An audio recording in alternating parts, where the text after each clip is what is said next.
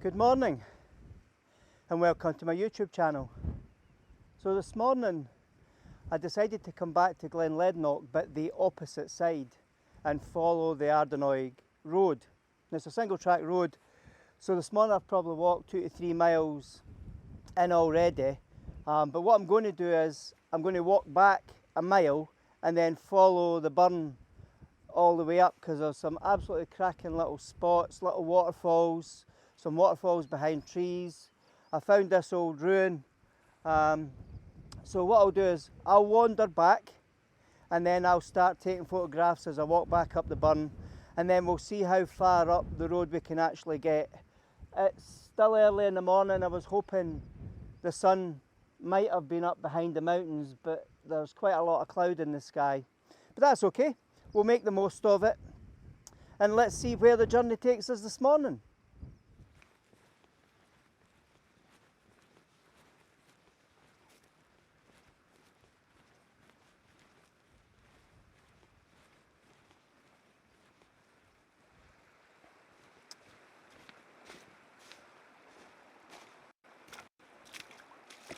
Well, I think I found my first photograph this morning. There's a small set of tiny waterfalls with trees in the background. It's still quite dull, but let's make the most of it. So this is the first image I'm going to take this morning, and I've seen this series of small waterfalls.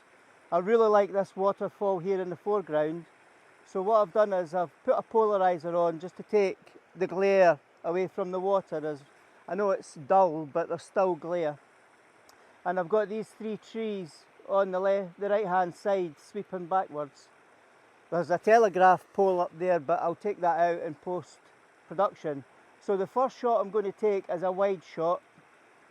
I've exposed for and focused on those rocks where the water's actually coming over. I've made it f8, I've made it a 10 second exposure, and it's ISO 200. I've set the ISO to 200 because it is still quite dull, and I do have a polarizer on, so I need to try and brighten my image. And I don't want the shutter speed to be too slow because I don't want the water to be milky. So I was speaking to my uncle during the week, and he had mentioned to me that he likes taking photographs. He takes lots of photographs of ships because he lives next to the sea.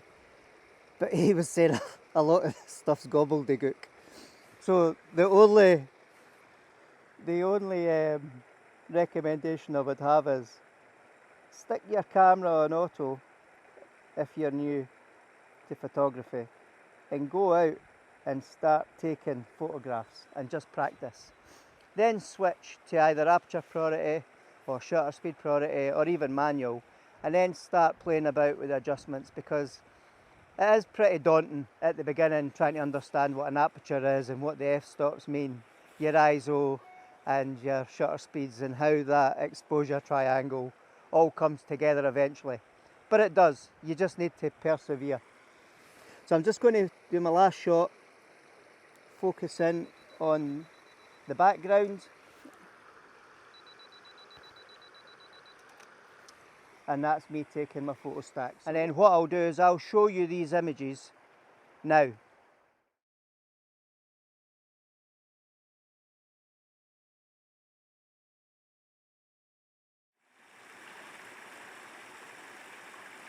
Okay, so for this shot I've just walked up the burn probably 20 yards. I'm at the water, the small waterfall that I was taking shots of earlier, but what I'm going to try and do is take a kind of top down view with the water cascading down to the left hand side. So I'm focusing on the rock that's just at the top of the small waterfall. If I can find it, here we go. Yeah. I'm at f8, 10 seconds, so I'll try and slow that shutter speed down a bit. Put it to 15th of a second. I'll up the ISO to 400. I'm just going to check and see if that's sharp. Yeah, I've got the water the way I want it. That's real nice. So what I'm also going to do now is I'm going to take a shot up the burn, because a quarter of the way up the burn there's a rock sticking out, and there's a curvature in the burn and it sweeps right to left. So I thought that would make quite a nice photograph, an image. And again, so because we've got the trees, I'm just wondering if I can fit it all in. So I'll do a quick focus stack, and then I'll show you these images that I've taken at this spot. And then after I've taken this photo, I'm going to move up just in front of these rocks, because I want to grab a photograph of the big rock sticking out in between the small waterfalls that's coming both sides of it. It is obscured a bit by trees, but hopefully that'll turn out to be a nice image.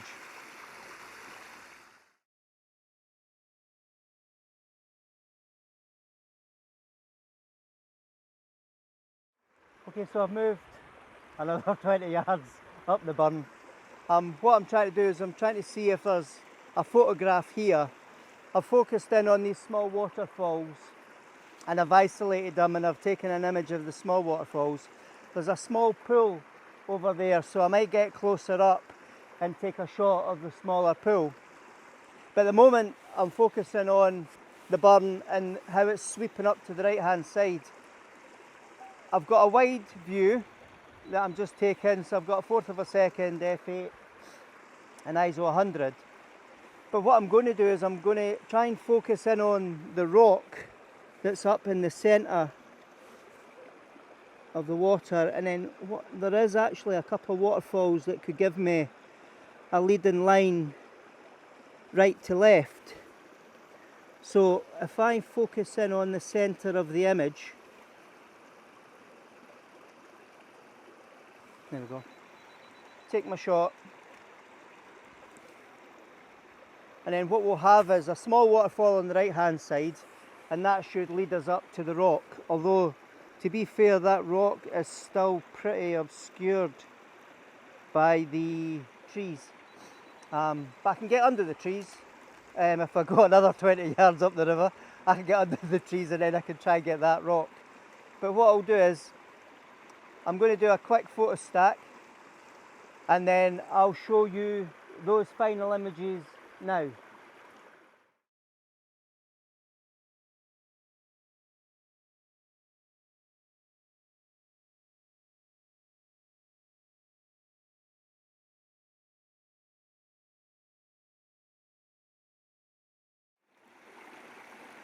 Okay, well, I haven't moved very far. I took a shot of that rock pool, and I've done a pano of the rock pool, so I'll show you those images. But what I've done is I've put the long lens on, because there's a set of 2 or 3 little waterfalls coming down, and what I'm going to do is I've actually taken a couple of shots already, and I've actually taken a photo stack image. So rather than bore you through the video, I've had to take 5 separate shots, and what I'll do is I'll stack those 5 images together in Photoshop, because I want to see how pin sharp this whole image could be from front to back. So I've taken 2 shots where I've focused into the centre of the screen, which means the front of the image will be blurred and the back of the image will be blurred, but the centre of the image and the wee waterfall will be completely in focus.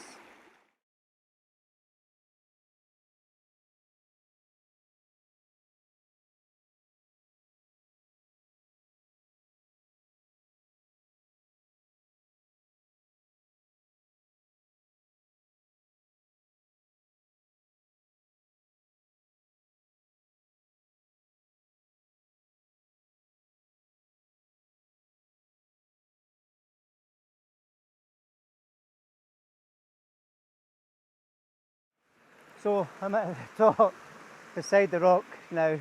It's actually quite a nice photograph here of the foreground waterfalls, and then there's a couple of waterfalls at the back of the big rock. So I've set up my camera level. I'm just going to adjust the polarizer just to know where to take the glare off the water. I'm going to focus into the centre of the image first off. And I've got a 1/6 of a second f8 ISO 100. So I've just noticed there's not a lot of room for the rock. So I'll just zoom out a little bit, refocus, and then take that single shot. So what I'm also going to do here is I'm going to photo stack this image. I'll spare you me going through that photo stacking process. There's a couple of little waterfalls over there that I might try and zoom in on and get some photographs of, because from this angle they look really, really nice. So what I'll do is I'll show you these images now.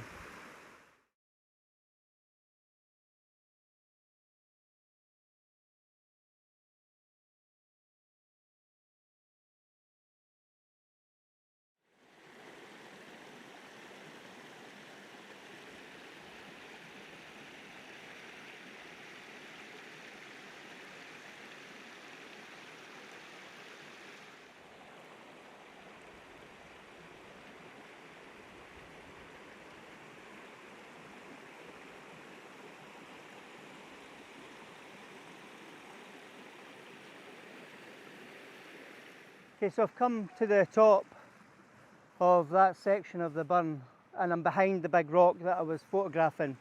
I'm just going to take a photograph of the glen in front of me using the burn as a leading line in the image. I don't know if you can make it out, but there's a white feeding bucket over there. So what I'll do is I can't move it because obviously it's been left there for a reason. So what I'll do is I'll take that out in post-processing. So again, I've focused into the centre of the image. I've got a 1/5 of a second, f11 and ISO 100. I might do a little HDR image. But yeah, it's getting really warm now. Considering last week it must have been about -2, -3. And now, this morning when I left the car it was 10 degrees. So I'm just going to wander further up the burn. There's a couple of wee more image opportunities or picture opportunities. I'll look for the right composition and we'll take shots. There's also a tree further up on the hill, and there's an old ruined building behind it, so I might climb up the top of the hill and then look down over the tree onto the ruin. We'll see how that shapes out.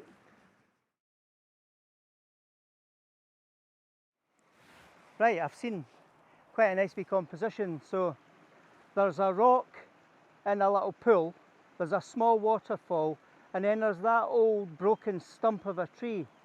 So I know this tree on the right hand side is in the way, and I'm looking for separation so that in post-processing I can crop that out. So what I'm doing is I'm focusing on the waterfall. I've set up the polarizer so it takes the reflections off the water, and I'm just going to take that shot. So what I'll do is I'll zoom in and see if I can get other shots. I'll play about with a couple of other image opportunities round about here, and when I've got the right compositions I'll take the photos and I'll show you now.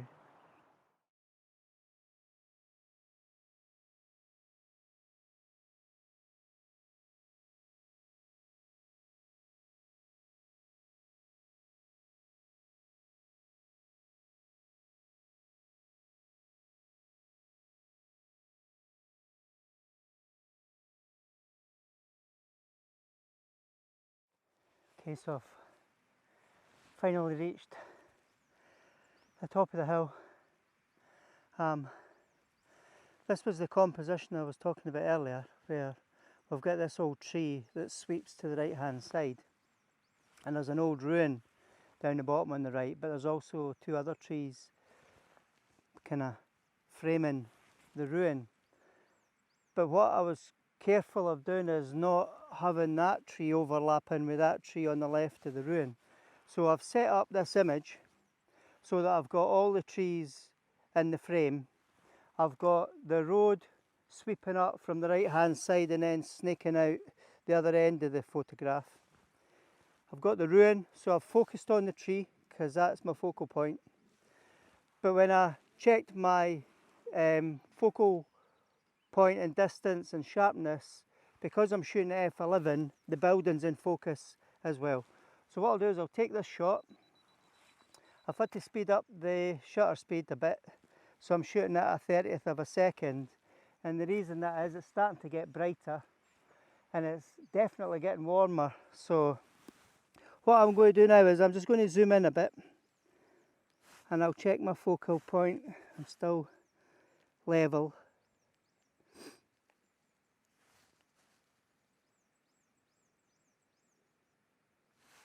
There we are.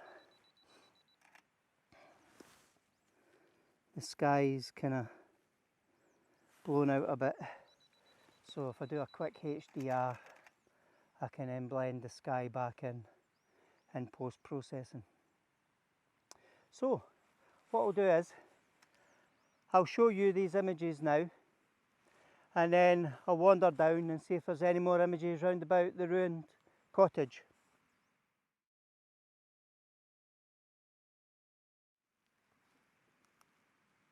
I've just set this picture up so you can see the beautiful scenery behind me when I was taking the photograph of the ruined building and the tree.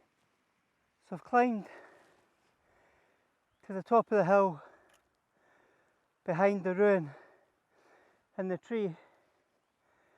I'm still out of puff, and that was me giving myself 5 minutes to catch my breath. What I'll do is I'll take the photo because there's a beautiful photograph using the road as a leading line down the glen, and we've still got the ruin and we've still got the tree, and I've made sure that the way I've composed the shot, the road comes in from the bottom left and it goes out that way outside the photograph. What I've also done is I've taken some brackets because there are highlights in the sky, and I'll put in the sky in post-processing. But the view from up here is incredible. So what I'll do is I'll lift you up and let you see what I can see.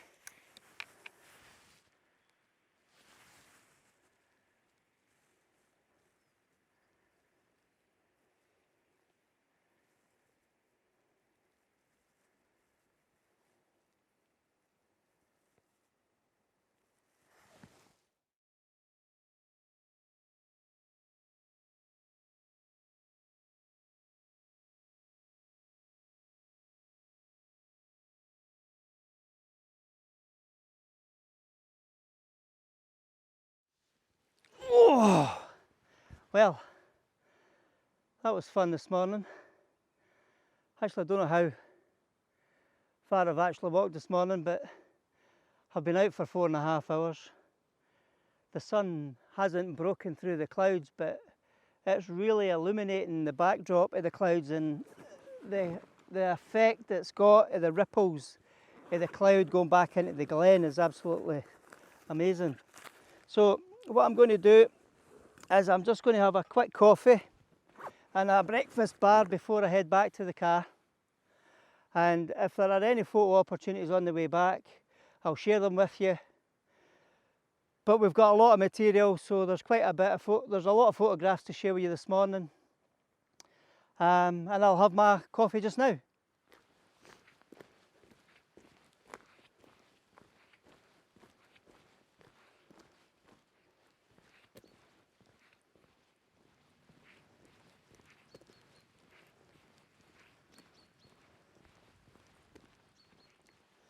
Well, I hope you enjoyed that video this morning.